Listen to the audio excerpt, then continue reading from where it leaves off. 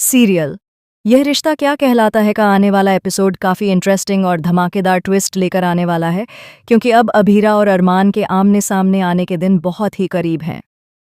कहानी में इस वक्त अरमान अपनी बेटी के एडमिशन को लेकर परेशान है, तो वहीं अभीरा भी अपनी बेटी के एडमिशन के लिए संघर्ष कर रही है। इसी वजह से वह गैराज में अतिरिक्त काम कर रही है और ज़्यादा समय दे रही है।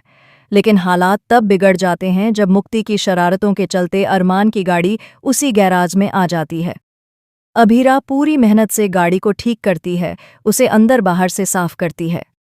उसी शाम एक शादी में लग्जरी गाड़ी की ज़रूरत पड़ती है, लेकिन तय गाड़ी समय पर नहीं पहुंच पाती।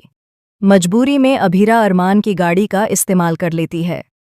अगली सुबह जब गाड़ी समय पर डिलीवर नहीं होती, तो अरमान का गुस्सा फूट पड़ता है। वह अभीरा को फ़ोन करके कहता है कि अगर उससे गैराज संभल नहीं रहा तो उसे बंद कर देना चाहिए, लेकिन उसकी गाड़ी तुरंत वापस चाहिए। इसी बीच गाड़ी में कुछ और तकनीकी दिक्कतें आ जाती हैं, जिन्हें ठीक करने में अभीरा लगी होती है। दादीसा अरमान के साथ गैराज पहुंचती हैं। वहां अभीरा और वाणी को देखकर उनकी खुशी का ठिकाना नहीं रहता। वह अभीरा को गले लगा लेती हैं। यह दृश्य देखकर सभी लोग हैरान रह जाते हैं कि कावेरी पोदार की बहू एक गैराज में गाड़ियां ठीक कर रही है। अरमान यह सब देखकर गुस्से में तो होता है, लेकिन दादीसा के सामने कुछ कह नहीं पाता और चुप रह जाता है। अरमान को सामने देखकर अभीरा झिझक जाती है, लेकिन दादीसा के अपनत्व से उसका दिल भर आता है। उसे वो पुराने दिन याद आते हैं जब वह दादीसा के साथ घर में हंसी मजाक किया करती थी।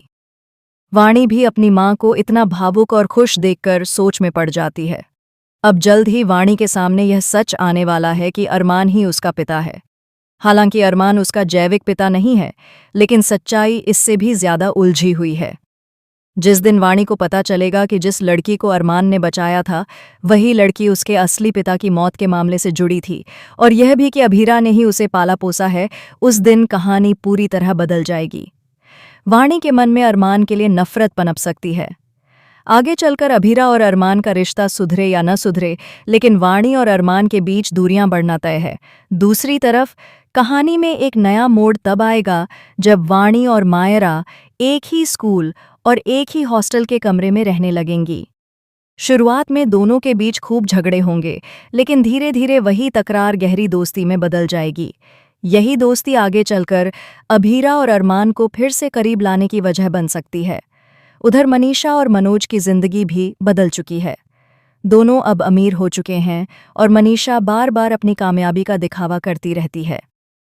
कृष, जो खुद को काबिल समझता है, अब अरमान के आगे पीछे घूमता नजर आता है, क्योंकि वह अपनी पत्नी की कंपनी में इंटरव्यू देकर नौकरी नहीं करना चाहता।